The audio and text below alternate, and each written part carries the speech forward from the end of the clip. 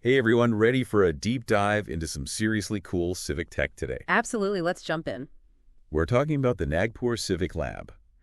And this project is tackling a problem, well, a problem I think we've all probably faced at some point. Yeah, I think a lot of people can relate to this. It's that feeling like our voices aren't really heard, when it comes to local issues. Right, like those potholes that never get fixed. Exactly, or that pile of trash that just seems to live on the corner forever. It's frustrating. It really is. Yeah. But Nagpur is trying to change that, and they're using some really innovative methods. From what I've seen, it's a really interesting approach. Yeah, we've got a project document and a presentation here that lay out their whole vision. Oh, It's ambitious, really ambitious. Yeah. We're talking interactive maps. We're talking real-time issue tracking, open data, the works. But before we get into how it actually works, Okay. let's zoom out for a second.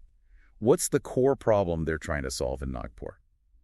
Well, it seems like residents often face, inconsistent responses to complaints. So fried. It's a major pain point.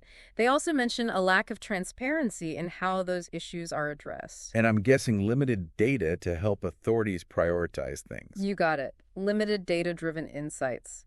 Basically, it creates a recipe for frustration on both sides. Yeah, citizens feel ignored, unheard, and authorities might be struggling to even figure out where to start. Exactly. It makes it difficult to prioritize and address problems effectively. So how does the Nagpur Civic Lab actually tackle all of this? Imagine a digital platform Okay. where you can report that pothole, the one you swerve around every day. Oh, I know the one. You report it, and you can actually track its progress. Really? That's what they're aiming for. That's incredible. To build a more inclusive city by giving citizens that very tool. Okay, now I'm really intrigued. So walk me through this. How would this actually work for someone, just living their life in Nagpur? Think of it like dropping a pin on a digital map. Okay. But instead of marking a restaurant, you're flagging a problem.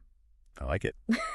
That broken streetlight, the pile of garbage that never seems to go away. It all goes on this interactive map. Exactly. And then what?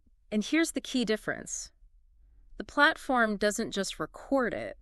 It tracks the whole thing. You mean like the entire resolution process? Yes, from start to finish. Wait, so I could see who's handling my complaint, how long it's taking, and if it's actually fixed. Yeah. Now that's what I call accountability. It is, and all of this data is public. Oh, interesting. So it incentivizes authorities to be more responsive. Because no one wants to be the slowest department. Right. Yeah. I can see how that would motivate some action for sure. But honestly, my first thought was, why not just use Google Maps or something? We're already used to, dropping pins and flagging locations with those kinds of apps. That's a fair point. Why reinvent the wheel? Right. But the Nagpur Civic Lab, this seems to be aiming at something more targeted. They're focusing on building a platform specifically for this. For civic engagement. Yeah, for civic engagement and transparency in how their local government functions. It's about building a direct line between citizens and authorities with a focus on accountability. Okay, so less about just marking a pothole on a map and more about making sure that data is actually used to, to actually make a difference. Yeah, data-driven solutions. Okay, that makes sense. So what kind of things are we talking about here? What are some specific examples of issues that people can report? Well, they highlighted a few key areas. Safer roads are a big one. Okay. Potholes, broken streetlights, damaged sidewalks, anything that makes it difficult or dangerous. Or just annoying, let's be honest. Yeah, or annoying. Anything that makes navigating the city a pain. I've definitely hit my fair share of potholes. Right. Who hasn't? So road safety is a universal concern, it seems. Absolutely. And a clean environment is another big one. They're talking about garbage removal, access to trash bins, even monitoring air and water quality. Yeah. Creating a healthier living environment. For everyone. For everyone, exactly. And it sounds like they're also thinking about safety, particularly for women.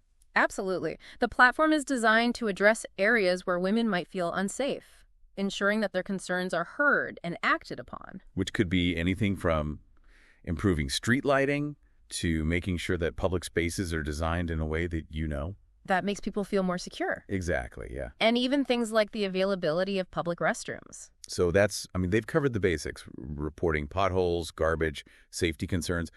But this is where it gets really interesting for me. They mentioned integrating with social media. Yeah, this is really innovative.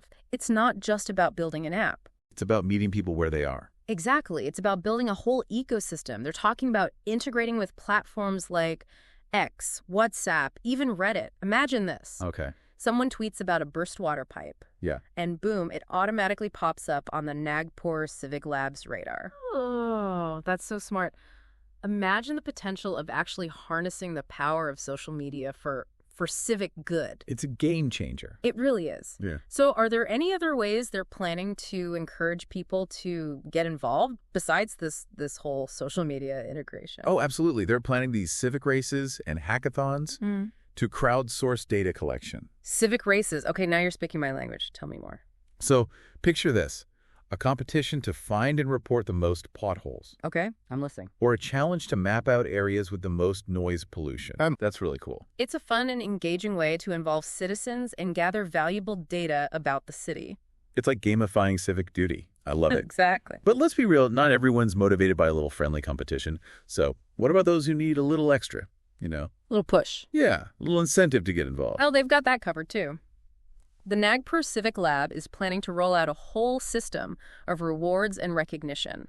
They're talking about monthly rewards for their most active users, certificates for students who contribute, even leaderboards to showcase, the most engaged citizens. Little bragging rights never hurt anybody. Exactly. It's amazing how they're really tapping into those natural desires for recognition and a little healthy competition. It's clever. But it doesn't sound like they're stopping at just citizen-reported data. Yeah. They mentioned partnering with engineering students, right? Yes, this is a great example of how they're thinking long-term and building those partnerships. Yeah. These students are going to be involved in building a network of weather stations across the city. Weather stations, okay, now we're getting really ambitious. Yeah. I'm assuming this data is going to tie back into the platform somehow. Exactly. These weather stations will be feeding crucial data about the city's microclimates. Yeah. This information can be used to improve everything from disaster preparedness to urban planning.